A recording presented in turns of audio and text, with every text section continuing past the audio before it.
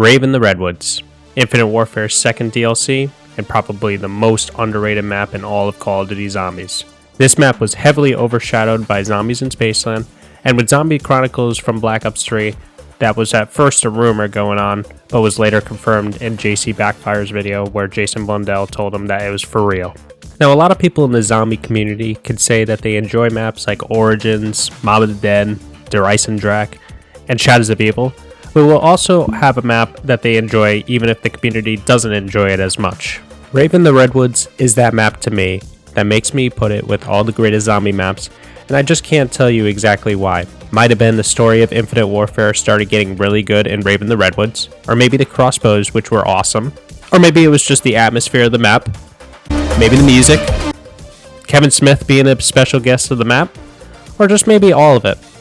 Anyways, this is Rave in the Redwoods on 1 HP.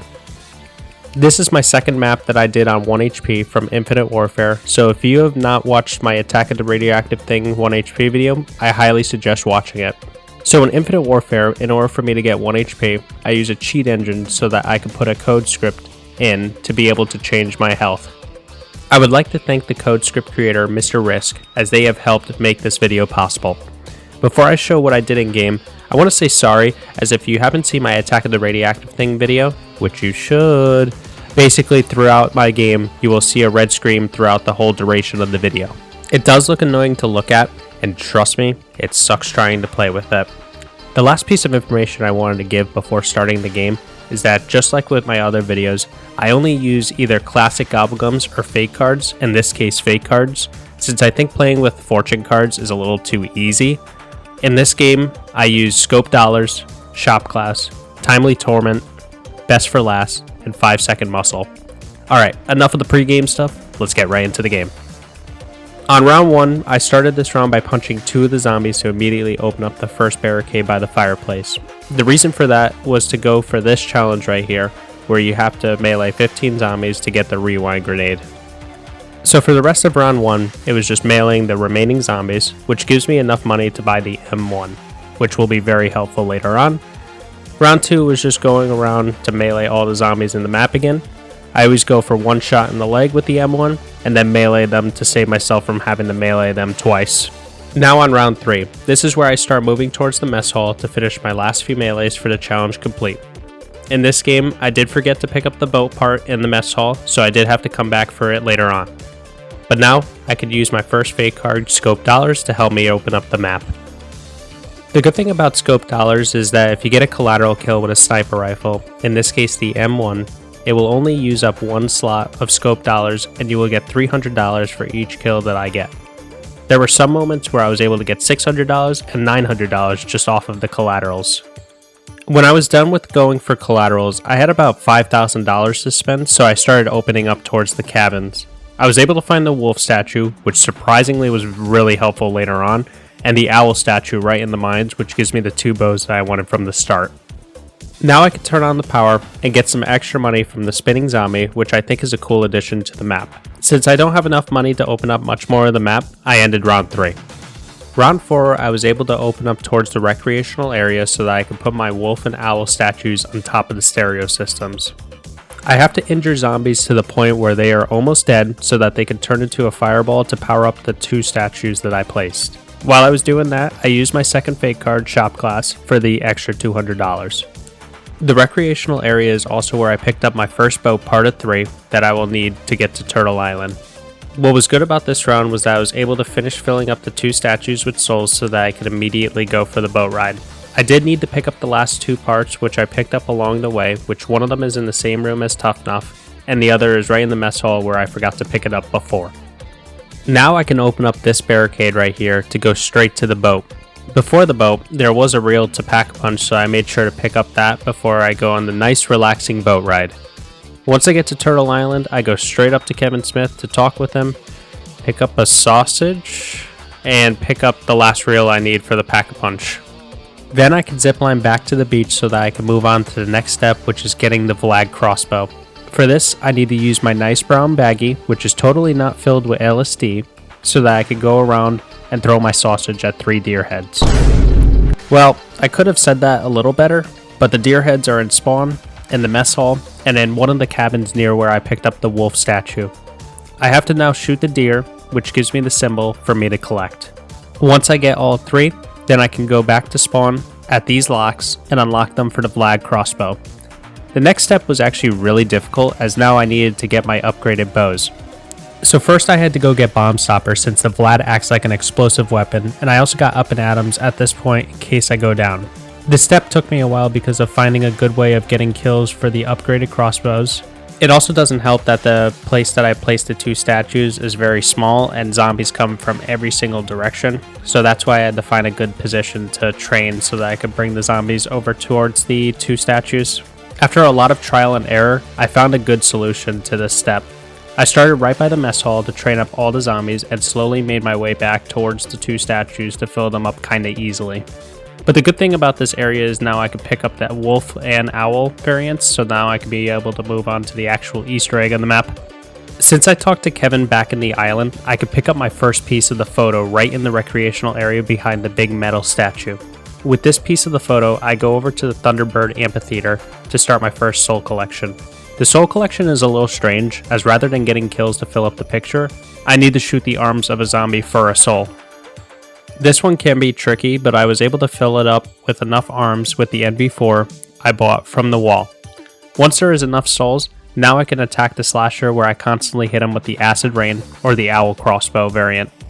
I will always get a max ammo after every time I damage the slasher enough, and will be able to pick up the picture that isn't covering Jay's face anymore. With the new picture, I can go back to the boat and go back to Turtle Island to talk with Kevin. Kevin will thank us for the picture that we obtained, and will also spawn in the other picture to be able to be picked up. That part is right where Tough Enough is, right in this corner right here. And the good part about this picture is that I could just take this zipline right here and start up the second soul collection.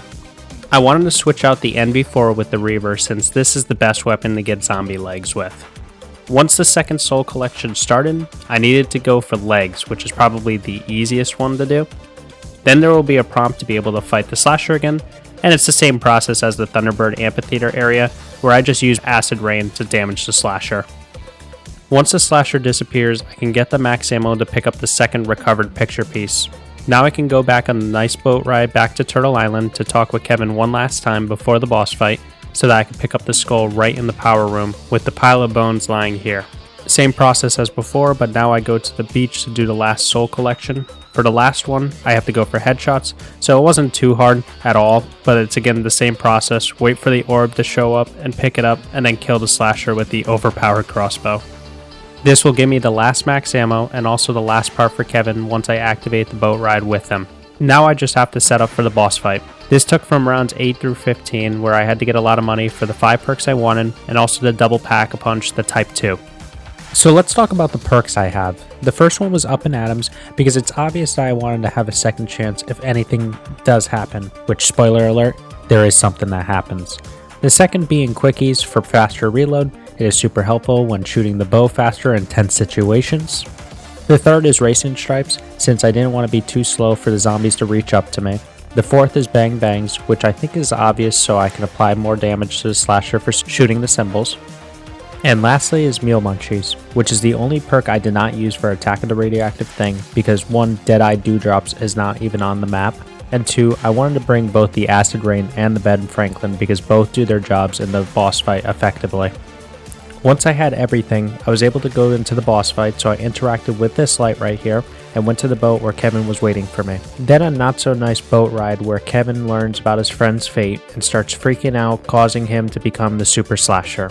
So now let's get into the boss fight. This boss fight is relatively easy, but on 1 HP it is way more harder, and there's a lot of ways to mess up in this boss fight. First I had to fill up the 2 beacons to the point that they both turn into a bright blue light. How you do this is just by getting enough zombie kills in both the areas, and an area on the map will light up with a big symbol that the Super Slasher is supposed to be vulnerable when it's standing on it. This can be really hard while training zombies, so I made sure to keep only 1 crawling zombie so that it would be a lot easier. It did take a few attempts to understand the pattern, and I actually did not know that the Super Slasher does his slam attack and then his jump attack. I always thought it was just random between the 2 attacks, but with that information, this part was not as bad as it made out to be. Once the Super Slasher is shot, I now have to shoot symbols off the boss, and this is where I use the Ben Franklin. The Ben Franklin crossbow is notorious on this map for being the worst crossbow, but in this game it really had its time to shine, where I had to just shoot the boss and the symbol would disappear as long as I hit the boss. Once I shoot enough symbols off the Super Slasher, the Super Slasher will freak out and go back to the top of the log cabin. This is where I need to get behind cover and in one of the green circles to survive.